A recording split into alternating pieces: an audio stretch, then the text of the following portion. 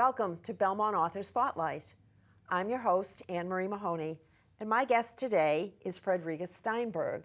She has written this book of poetry, A Good Life. This is poems about her husband, about his decline due to dementia, and ultimately about his death. It's a beautiful, beautiful collection of poetry. Thank you. I was very touched reading Thanks. it, and so I'm very pleased to have you with me here today. Thank you. Tell us a little bit about your husband. Arthur was a wonderful life companion. As you and I discussed earlier, when he got sick, he died April 3rd, 2022. And maybe 4 years before that, when we knew he was dying, he wanted to die in Vermont. So we moved to our house up there, which we've had for many years. To go back a second, we met in Rome, Italy, where we were married, and in 1962, and we came back to the States in '64, where he had a job waiting for at MIT, and I taught in high school and then at MIT at the end of our careers. We both retired in 2002. That's when I began to see signs that we attributed to normal aging, but a picture began to form. Right. The pieces fell into place, and he was eventually diagnosed with vascular dementia. Complicated by Parkinsonism. Okay. All But right. he was a true Renaissance man. He researched everything in depth, wide range of interests. Sure. Yeah, and so he was fun to live with. He had a great sense of humor and prodigious memory, and Just a wonderful person. yeah, he was a wonderful person. And the other wonderful thing about him is he was very low key, and he could get along with everybody. He was down to earth, easy to be with. Good. And of course, I miss him every day. I know the feeling. Yes. And yes. I don't know. You're right. Okay, I want you. So, you have this amazing person, Yeah. talented, educated, working at MIT. So obviously, teaching and sharing. Right. And not all of a sudden, this is not something that you say, and all of a sudden, it's not, as you mentioned, it's so subtle in the beginning. That's right. And it really takes people a while to say, wait a minute, there's something wrong Right. here. Right. And then to watch that person Correct. slowly Disappear. disappear. And the symptoms. Yeah. Yes. Yeah. Yes. Exactly. And we were married just short of 60 years, but we knew each other So nice. for over 60 years. Yes. But yes, it was surprising, and it wasn't surprising, because as we look back, in retrospect, all those pieces, the symptoms made sense. Right, right. And so the last few years, you started jotting down some poetry describing what was happening and what you were feeling. What inspired you to do that? Well, I've always loved to write, and I taught writing. And when I started writing these poems, maybe it was 2 or 3 years before Arthur died, and at the time, I felt they were very therapeutic, healing, they were very comforting, and I also felt that they were meant to get written. They almost wrote themselves. I'd be driving along, and suddenly something would trigger. Maybe I had a memory or an interaction with something or an incident, and I'd slam on the brakes, pull over, and write it down. Also, I felt that they helped me sort of root myself in reality and accept the fact that, in fact, Arthur was ill, he was dying, he was losing his mind. And for me, creating this almost like a tapestry helped me live in a very bewildering and exhausting world of dementia, and trying to figure out how I was going to take care of him and also take care of myself. And part of this poetry was sort of finding joy for myself in the midst of this challenging life. And that's what I found so wonderful about reading these, having experienced, sadly, the same or similar Yes. journey. You have rooted yourself in the reality of what was going on. And I Right. could relate to how unreal it is at some points as you're living it. Correct. Because the person you love most in the world is slowly disappearing from you. Correct. And you do get this sense of unreality of Right. what is happening here. And you do start to sort of doubt yourself or Right. lose your own rootedness in what's happening. Correctly. And Correct. so you've gathered such just commonplace everyday experiences, Right. but with the little twist of, Yeah, and this is what it means now exactly. for him or for you. Right, right.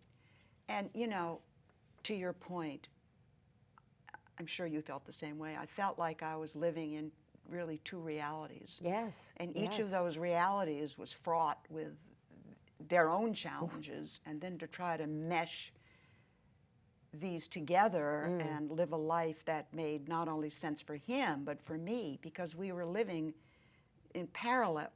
Yes, yes. You know, yes. and so writing these poems, which as I told you, I started before and finished after he died, helped me sort of come to grips with what had was happened. happening. Correct. Yes, Right. yes. So I think it's a lovely collection for anyone else in similar circumstances to be able to pick up and say, oh, this woman gets it. This is Right. what I'm feeling. This Right. is what I'm observing. Because what I also found is, as you say, you're living this parallel life. And all around you is this drama, a lot of which you can't control. You're dealing with a medical community. You may be dealing eventually with caregivers, et cetera, et cetera.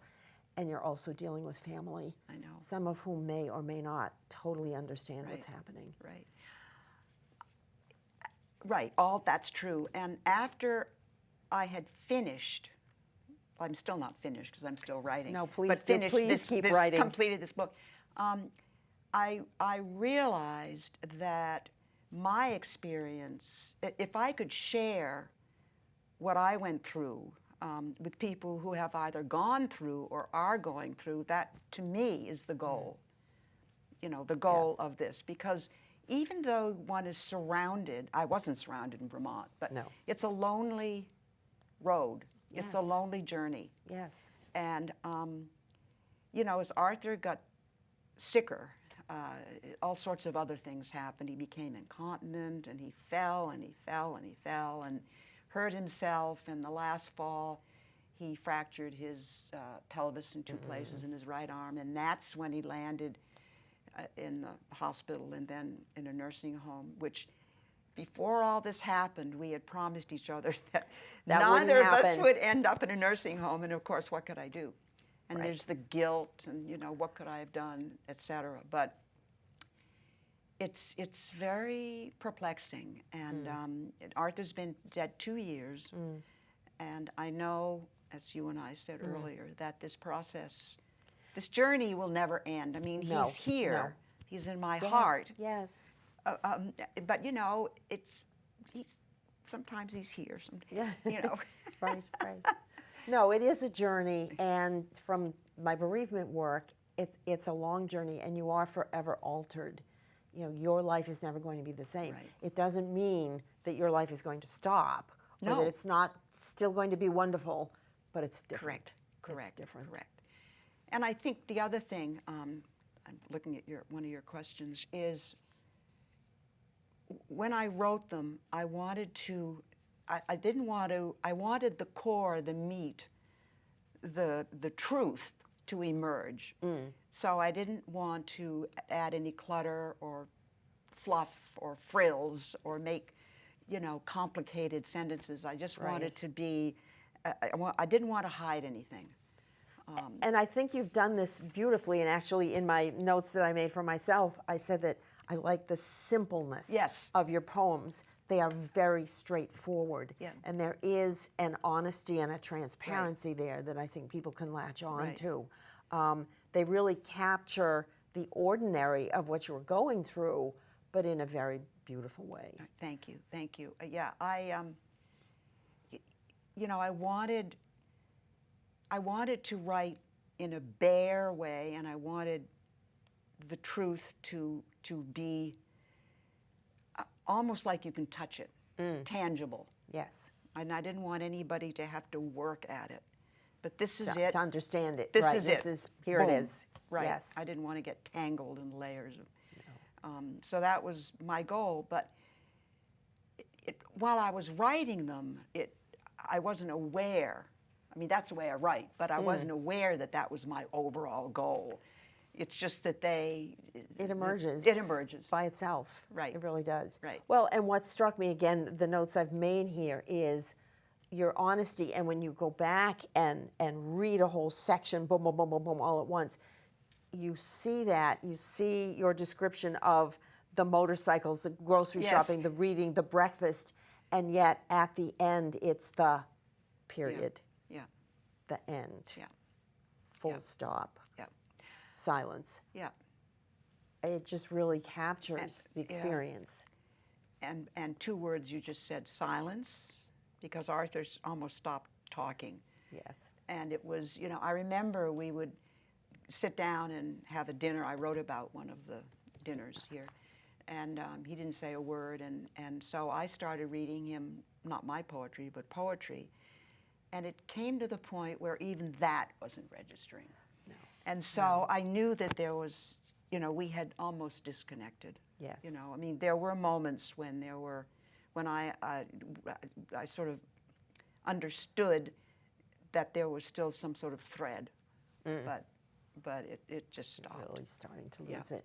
Yeah. Yes. Yeah. Right. So, Right. and Arthur, I also wanted to add, you mentioned motorcycles. Arthur had at one point, when he was at Harvard, I think he was one of 3 people with motorcycles in Harvard Square, and his parents his parents didn't understand this at all, but he loved motorcycles. He loved motorcycles, okay. tinkering. At one point, we had something like 25 motorcycles in No. our barn. Oh no. In Vermont. Now the kids ride, especially my younger son, who has sort of taken over this love for engines and that kind of things. stuff. Yeah. Good. Yeah. Yeah. Talk a lot about Vermont. The cover of the book is a beautiful picture. Tell us a little bit about this, because I've found that place matters so much Yes, and yes. grounds you and gives you that touchstone of familiarity. So talk a little bit about Vermont and this Yeah, place. we, as I said, we built our house in Vermont, I think 55 years ago. I'm from Vermont. Okay. And we built it on a piece of property that once belonged to my parents. And it started to be, it was a small house. And then we had our 2 sons, and they each have 2 kids. We have 4 grandkids. And so it got a little bigger, and it got a little bigger, and now it's not huge, but it's big enough to accommodate now 9 people. Right. And Arthur loved going to Vermont. That was his place of comfort, of tinkering with all those motorcycles. It was his joy. He loved to walk. We did a lot of hiking, cross-country skiing, and we spent, because we were both teachers, we spent 6 weeks, something like that, up there in the summer. Nice. And then went up on weekends and holidays, and the kids came up, and you know, Arthur loved taking his grandkids on nature walks, and you know, it was a real family retreat and a place where everybody could laugh and have fun. By the way, I want to add something before I forget it. Sure. When Arthur died, it wasn't just missing Arthur. It was missing Arthur and me, and it was missing the family. So it was sort of layered. All right, back to this picture. And our deck in Vermont, this is one of the views, looking sort of over the valley. And he used to love sitting on the deck, reading. He was a great reader, and watching the crows, and interacting with family members. And so when I put this book together, I had a wonderful book designer who helped me. And I think one of the hardest things was choosing the photographs. It was my other friend, an editor, who said, Fred, you really need photographs to not just embellish, but to bring the poems to life and to add that other dimension. And so I love photographs. And you probably do too, and I had thousands of photographs in Vermont, and it was just, I had, these piles, and so that was the hard part. Okay. To choose the photographs. But this on the cover I took after Arthur died, and it just happened to be the light I felt was right, not too much sun, and it was the field hadn't been hayed but should have been hayed, so it was sort of going to seed, and reminded me of Arthur.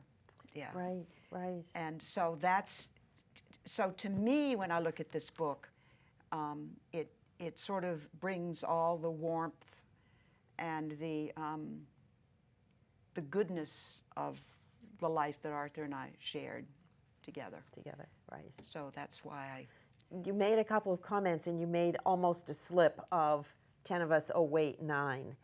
And that is Exactly. what you're doing all the time. adjusting. I would be setting the table, and my kids would be like, duh, Mom, Yeah. Dad's not here. Who's that for? Yeah, right. But It's awful. It's such a difficult transition. And you do mention the role of that person in the family. That's right. That's right. No, I just was gonna say go. No, because there was in our room in Vermont, there's sort of where Arthur sat. Yes. And yes. now no one sits there yet. No, one sits you're right. in that No. place. And at the table, he would sit at one end and I at the other. And finally, Daniel and Alex, our 2 sons, one of them, or even Jake, our oldest grandchild. We have 2 grandsons and 2 granddaughters. And actually, the chair at the dining room table is easier to fill than where he sat on the couch. Yes. Yes. Next to his. Yes. He had his glasses and his pens. It was a. Oh yeah. But yes, I did almost make a slip.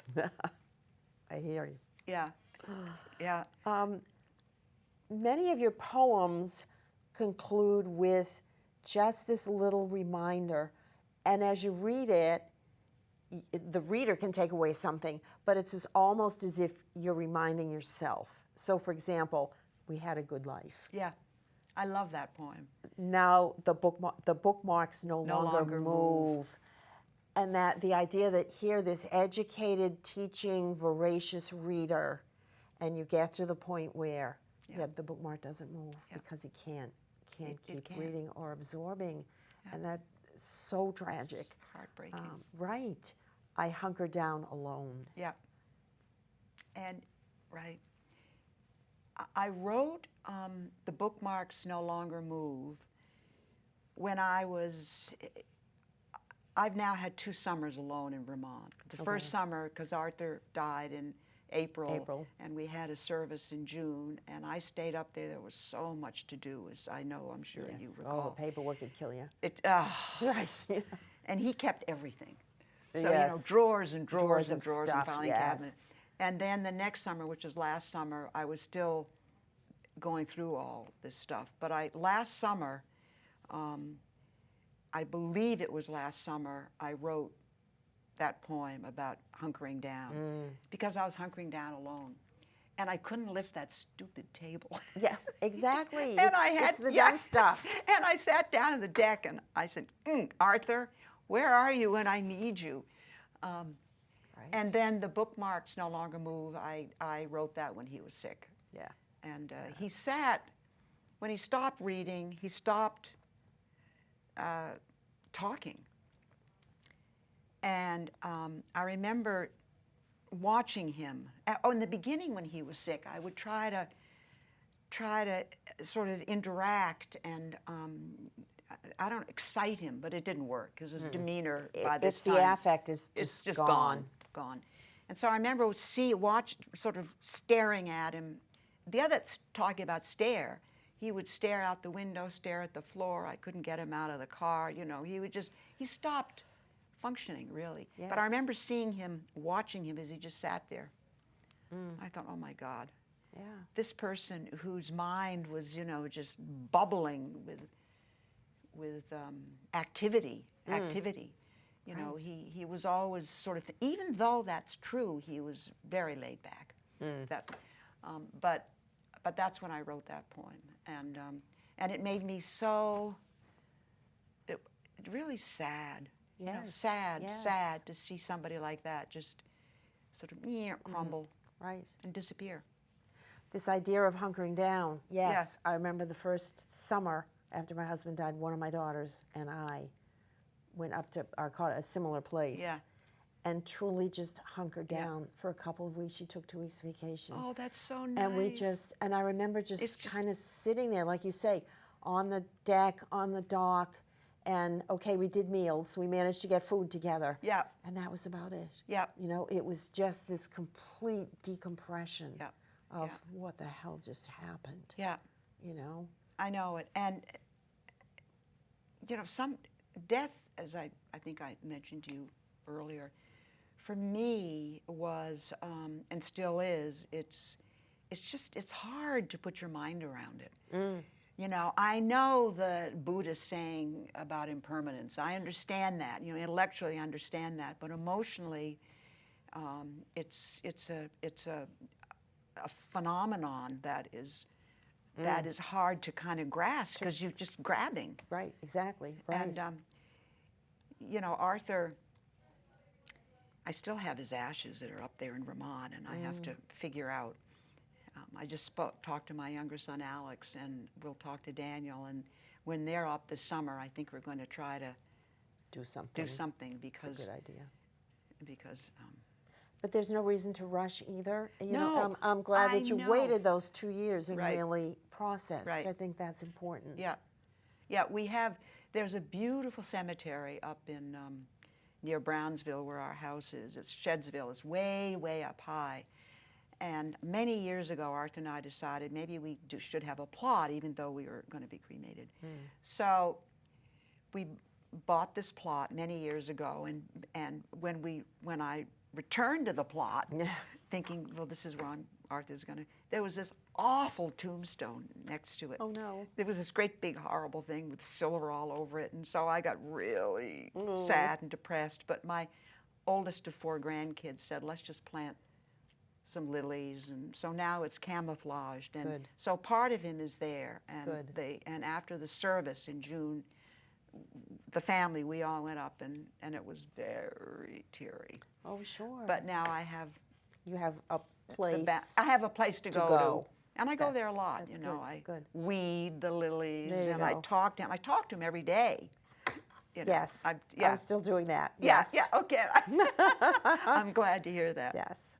I try to pretend I'm talking to the cat, but Yeah. I'm really not. I don't have a cat, so people who come in say. Do you have a couple of favorite poems that you'd like to share with us now? Yes, I will. I was going to read the one, A Good Life. All right, Is go that ahead. okay? Yes, and wonderful. this is when Arthur and I were first married in Rome. We lived in a small apartment, and it was the beginning of our marriage. Yeah. And it's called A Good Life, the same. Same as the book. In our little apartment on the 2nd floor with a balcony overlooking the Janiculum Hill, Gamboni, our landlord, a nice enough guy, sometimes gruff, he smoked a cigar. Living room with rattan furniture, 1 bedroom, 1 bathroom, a tiny kitchen with table and 2 blue wooden chairs. I learned how to cook pasta carbonara and fegato alla veneziana in that kitchen. I remember the cool tile floors, the leaky bathroom faucet, the French doors that opened onto our balcony. We drank Chianti on that balcony, watching the Italian sun disappear. We had a good life. Yes, I loved it. And that reminded me so much of our first house. Oh, you really? know, that Where- first experience. Yeah. Right. I mean, even though it's here in Belmont, but it was just Yeah. this little house Yep. that needed all kinds of work Yep. and scraping wallpaper and painting Yes. and all the rest of it. But that was, as you say, the beginning of your life Yep. together. Yep. And it's funny, the things you remember, those 2 blue wooden chairs, are just funny. You know, you have this funny memory. Should Go I? ahead, yes, please. I'll read bookmarks only because we've been talking about it. And as I said earlier, Arthur was a great reader. He sat, knees crossed, reading Max Weber or Cycle World, sometimes Anne Sexton, Kafka, Ezra Pound, and Henry James. On this couch, he plowed through Moby Dick and smiled through histories of Titian and Venice. That was then. Now the bookmarks no longer move. I was so touched by that. And just the variety of the reading. Thank Anne you. Sexton, Yeah. Henry James. He read everything. And Cycle World. I mean, he read And, everything. right, Cycle World, you know, with the barn full Yeah. of motorcycles. He did his dissertation on Etruscan bronzes from the Bernardini tomb, which was Okay. near Rome. And I can read you that one if Yes, you want me do, to. please. Okay. It's okay. Our romance flourished in the Bernardini tomb outside Rome in Palestrina.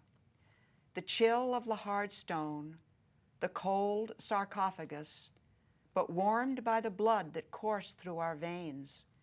Do you remember this? You tilted your head and squeezed out that naughty smile of yours. He wasn't, that's the end, he wasn't talking, but It was still there. Right. Oh. I don't know if you want me to read you another How about one more? Okay, one more. I'll read you, let's see, I'll read you the acorn. Oh, I'll read you Oak Leaf. Yes. Okay. Oak Leaf, February 2023. Today in Rock Meadow, I asked an oak leaf for one of its remaining thin, delicate, curled brown leaves. Yes, it said. So I gently snapped one from its limb and cupped it in my hand to protect it from the blustery, cold February wind. The fierce wind also came on Sunday, April 3rd, 2022, when I no longer could hear your beating heart. Yes. Beautiful. Thank you. Thank You're you. welcome. You are welcome. Do you think you'll write more? Yes, I Good. have 2 years passed this last April, and maybe a month before that I started writing again.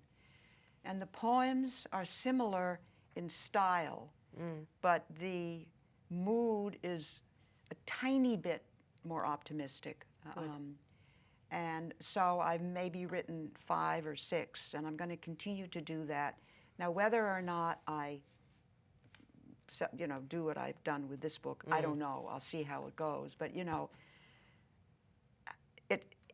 I think I will, but I'm not sure. And I also, I write a lot of short stories and a lot of, based on my life as a child. So and I weave. So one of the things I realized when I finished these poems was that they created, because talking about the weaving world, sort of a texture and a fabric Right. of our lives. So that's a yes to answer. Very circuitous No, way. that's fine. Yes. That's fine. And the weaving's an interesting metaphor. Yes. For weaving together Yeah. both your life and your experience, but your emotions. Yes. And that's what Yes. comes through here, the emotion of everything you're experiencing in the moment. Yeah. Well, beautifully done. Thank you Thank so you. much for coming and sharing your poetry and your story and Arthur's story with us. Thank you very much. I've enjoyed it. I'm glad. Okay. Excellent. I'm Anne-Marie Mahoney. This has been Belmont Author Spotlight. I am so pleased to have Freddie Steinberg with me. Her book of poetry, The Good Life. Run out and get this. It is absolutely beautiful. And I look forward to our future authors. Thank you.